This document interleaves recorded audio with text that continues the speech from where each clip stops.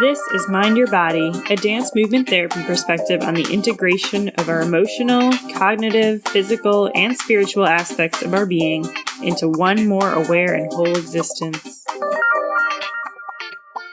Okay, here we are. This is Mind Your Body. Welcome back, everybody. Today I have a special guest because she's my friend and we have been peer supervisees for a while and we have moved together in authentic movement too. So I'm really happy to bring on Winnie Wong, who is a board certified dance movement therapist living and working in Brooklyn, New York.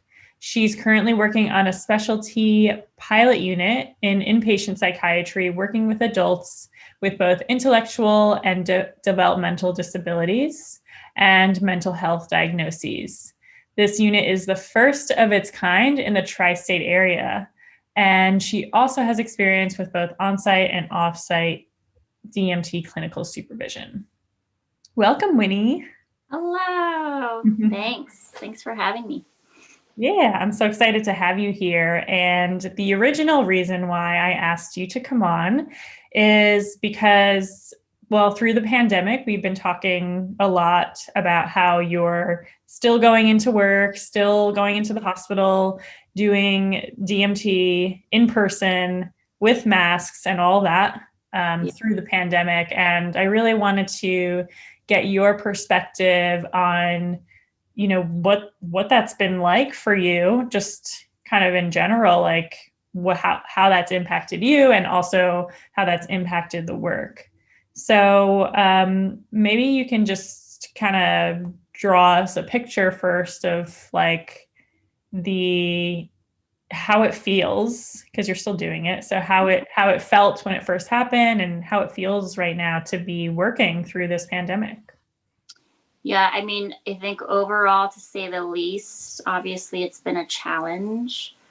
As you're talking, I'm having flashbacks to the very beginning, and even just as a person trying to figure out how do I live, even just getting up and going to work every day. I think my relationship with like inside versus outside had to kind of flip upside down almost. And it was just even being conscientious, like I had to change my morning routine because as a New Yorker, I would like get up, get ready, throw on clothes, go out onto public transportation, then like put some makeup on my way to work as a time saver, and then get there and be ready. And the first day I walked out and like went to touch my face and I was like, nope, can't do that anymore. So it was like needing to reevaluate all the different processes. And then at work, the specialty unit that I was on, we actually had to shut down for a while because the hospital had overflow from the medical side.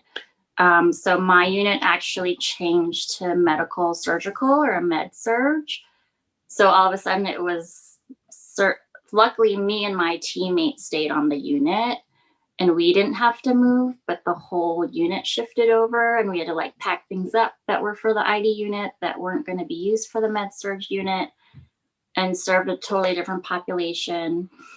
And then part of that time was because their need for like oxygen was different. They had finished constructing a different unit. And so for a while we were going like from the 5th floor to the 2nd floor, up and down, up and down. And it was really just looking at how do we still serve anyone, no matter what the population of the clientele, and still just do what we do and, try to provide the best service still. And in the beginning, it was really like all of our higher administrative hospital folks scrambling to figure out like, okay, what are our policies for this? We've never been through this before. I imagine that they had to like discuss and rewrite, like all of a sudden, all these different policies and procedures were coming out that we had to implement. At the height of the pandemic, or when New York City was the epicenter, we had to, like all of our groups were limited to 4 group members per group. And luckily on the ID unit, we maybe only had like 6 to 9 total census, but like all my colleagues were still dealing with like a full 27 bed unit and trying to figure out like how do we still provide group treatment with only 4 people to a group. It was really interesting. And I think in a way on the ID unit, because we're already dealing with a lot of social cues issues and teaching and like psychoeducational social cues. So it just kind of got built into that. But I can only imagine for my colleagues on the typical units how difficult it probably was. And then dealing with everyone's mental health issues through something like pandemic. Yeah, this pandemic is happening and all of a sudden you're not able to get the treatment or the group therapy that you need.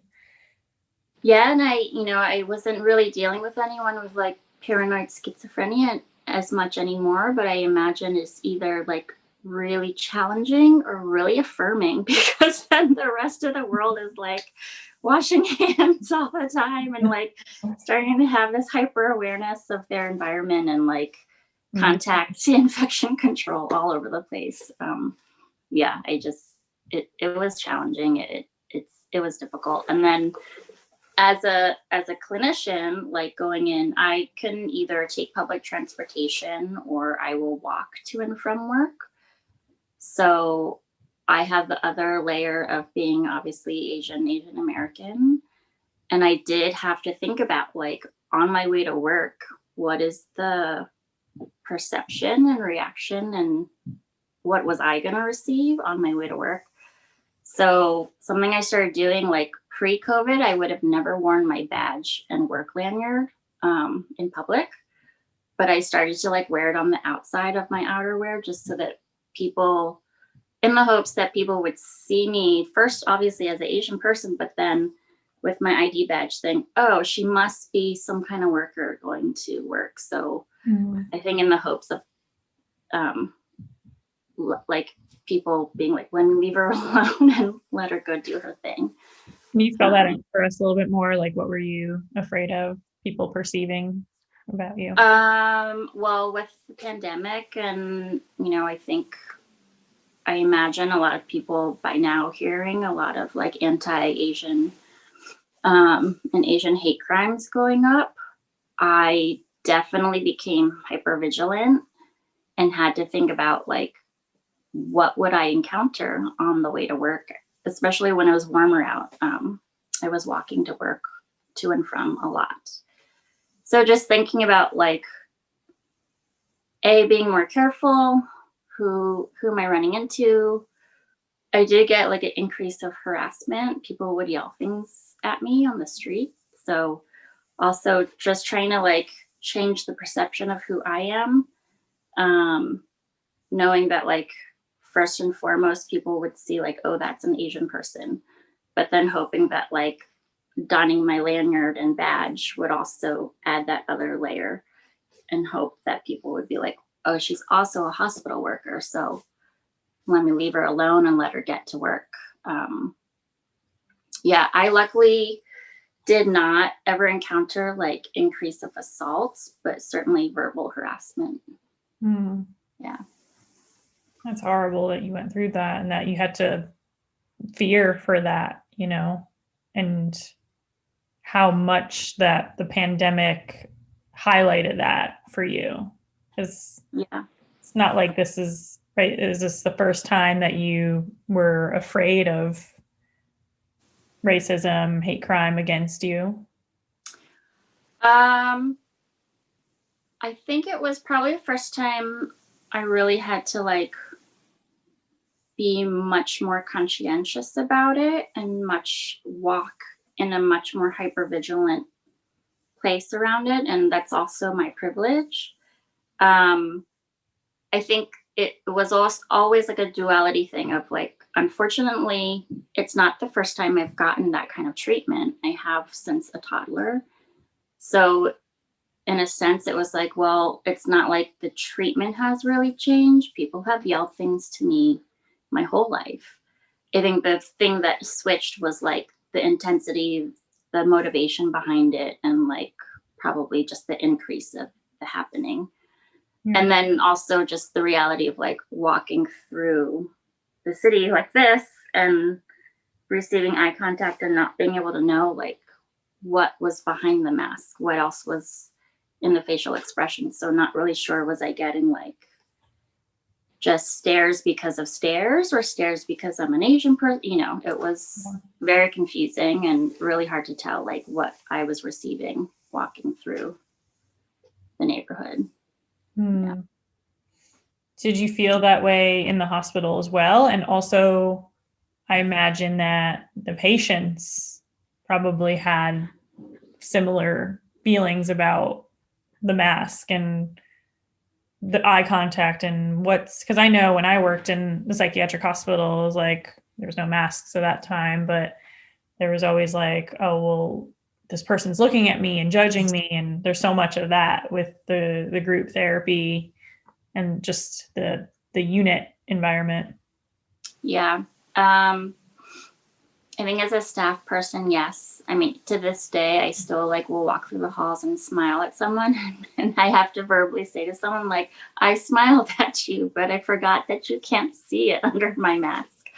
On the unit, and in a way, thankfully, because for the ID unit, you know, there's already a level of maybe not being able to fully conceptualize what's going on, or inherently not really being able to pick up on all the social cues. So it was almost like, and now currently my unit has reopened as the ID unit. So I'm working with that population again. And it's almost like they don't really care. And it obviously depends on the person, but also there's also, I think, just more questioning and more confusion and more being able to really relate and pick up social cues. I mean, for all of us, this isn't this is not a lot of information. Yeah. So also figuring out like how to verbally express and say the things that I would have typically done through nonverbal communication. And I realized it illuminated to me how much work I do with my facial expressions with clients, and like reflecting back a smile or like, you know, a mood or a head nod, and just all these nuances that are in our facial muscles that I was still mirror it, but like it wasn't seen. And so learning for me how to verbalize something more than necessarily just do the nonverbal mirroring, which is hard because I think as a dance movement therapist, I also had to switch gears and figure out how else do I relate and like make connection with my clients. Yeah. Yeah. Did you feel like your movement repertoire shifted a little bit? Like, did you make your movements bigger or more like emphasize it in a different way to amplify that part of nonverbal communication? I think I probably shifted my vocalizations and how I mirror in vocalizations, either speaking and or laughing. And just in general needing to figure out. So actually, this is what I'm wearing now. Okay, I'm 95. So you can hear the difference. Like, yeah, I really have to think about like how to project through this and trying to help people with breathing. This is not an easy task to try to help people to access their breath, and certainly singing and vocalize, like, you know, trying to sing and vocalize through this is quite a change. Yeah. Is there an element though, like of being able to be more expressive though in a way? Because now I don't know, there's some kind of protection sometimes I feel when I have my mask on, like no one can see me. Like I think it's tricky because generally speaking with the ID unit, it's like what happens in the DMT work, it's so different than maybe a general typical psych unit. So it's shifted already.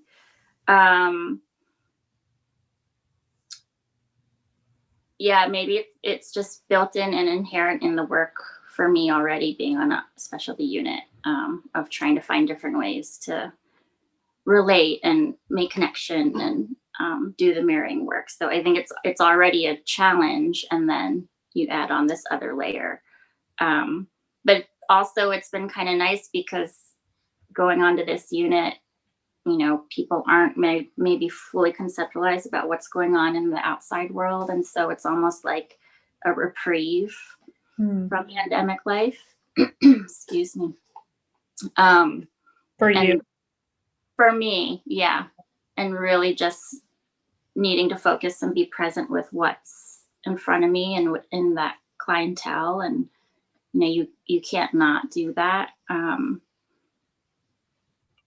There's some speaking and like discussion around it if the person maybe has questions, or like I think we've all heard a lot coronavirus, the words coronavirus. But I think the conceptualization of it is not as overt, necessarily coherent in the way that you or I would understand it. So I think for me, it was almost like a nice escape from the outside world of like going in and, just needing to like meet these people. And it's so pure and joyous to like sing and dance with folks that I almost didn't have to think about, the outside world for a little while. Yeah. Interesting. Yeah, I didn't think of it that way. Like it was almost a little bit of an escape or reprieve, I think was the word you used. Yeah. Yeah.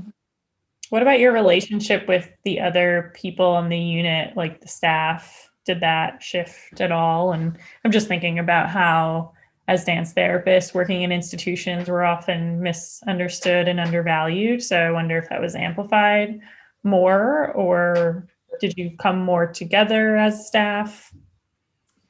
I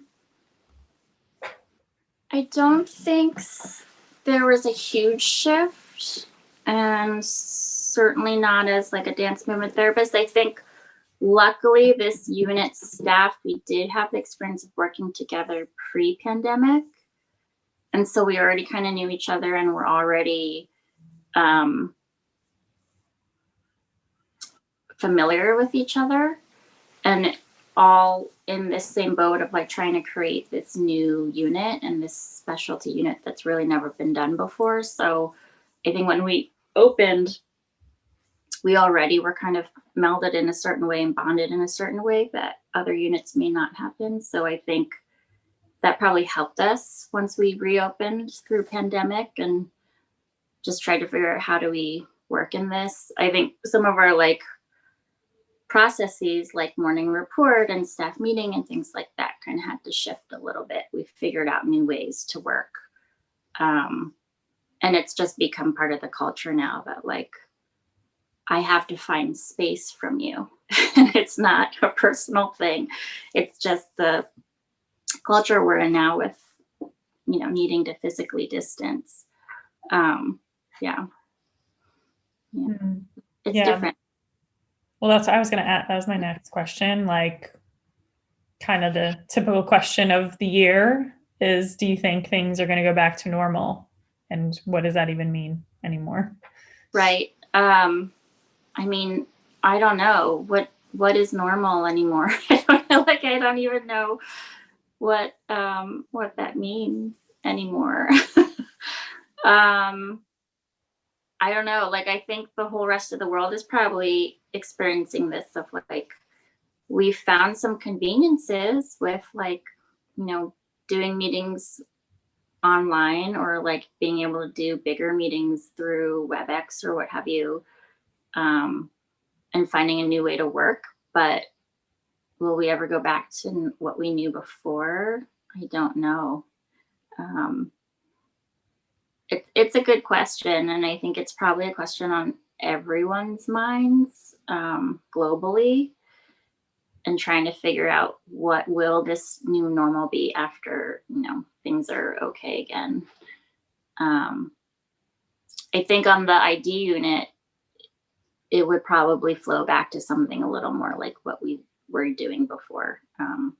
It's hard not to. I mean, if you already have some social cue misconceptions or what have you, it would be difficult not to. Yeah. Yeah, that makes sense. What would you like, what kind of advice or tips would you give right now to other dance therapists who are still going into work and feeling, overwhelmed or it's just difficult to adapt to still? Um, well, one, I think at the basis of our field is the creativity. Like with the work, I think you just have to get creative, figure out different ways. I remember one time on the ID unit when we were trying to explain what 6 feet apart is, everyone was kind of grappling with that. And so I had some tools that I inherited were like those swimming noodles. That I was like, wait, is this 6 feet? It's just shy of 6 feet. So I was able to bring it in one time to a community meeting and like show everyone and like have someone stand on the other end of it and be able to have people embody Mm. what is 6 feet. Because I think especially in a condensed area like New York, people don't really spatially know really how far apart 6 feet really is. So just finding new ways to like be in it. But I think more than ever, taking care of yourself. I know for me, I've had to really like tune into the little things, like what I was already doing self care techniques and strategies and building it into my everyday and throughout my work shifts. But I think even more now, figuring out, okay, what are the little things I can do for myself to really take care of me and try to like keep energizing me. Also, as a New Yorker, and I live in a small New York City apartment, so trying to figure out how to do things still without necessarily being able to go anywhere, and that's been hard. But I think I've sourced into little things like body care and self care and grooming care strategies that I maybe never would have done before because I can't go get a massage or like go to the spa. So trying to like at least mimic the feeling and bring it home and like find the new rituals really help me. So finding the new ritual or like even just a little small thing at home to sort of bring those experiences into the home space as much as possible. And still getting out, still getting outside, going for a walk, moving the body. Um, yeah, I haven't, it's really interesting because a lot of my personal close friends are not in the field. So they are working from home, they're on Zoom online life all day, every day. So it's Mhm. been a really interesting balance too for me to figure out, oh, okay, but I work Sunday through Thursday, Fridays, Saturdays are my weekend. So by the time I'm physically available to possibly meet with some of my friends online, they are zoomed out, like they have Zoom fatigue. So it Yeah. really early on was also a a consciousness that I had to build of like other people's bandwidth and finding new ways to connect without necessarily asking them to do yet another online meeting. Because by Friday, I think a lot of my friends who are not a DMT are just like, I can't do any more online meetings. What did you Yeah. do instead? What kind We've done so we've done letters, like we went old school of and literally have been like mailing each other handwritten letters. Um, I've done more voice memo messages to people back and forth, so at least we're hearing our voices. Um, if we are doing some kind of online meeting, like it's actually just sort of like scheduling something and just knowing like, okay, it doesn't have to be that long. Like it's just a 10-15 minute check-in just to say hi, just to see each other, at least virtually. Yeah, I think it's challenging, especially for someone who is a mover and does want connection, like in-person connection. It's been challenging. Yeah. that just made me remember, I don't remember when this was, maybe April or May, we did a little movement meetup on Zoom. Mm-hmm. That was so nice. I remember I was outside, it was warm out, and I could almost pretend that we were moving together. Yeah. Yeah. So, Yeah. It's all the like vicarious experiences. yeah. Yeah, I Yeah. remember someone was like, "Oh, Reed, that tree looks so good right now." And I was like, "Yeah, just take that in." Yeah. That's my beach background. Yeah. Yeah, your beach background is great. Yeah. Yeah, do you feel like there's anything else really important to share about this? Um, I do think to go easy on yourself.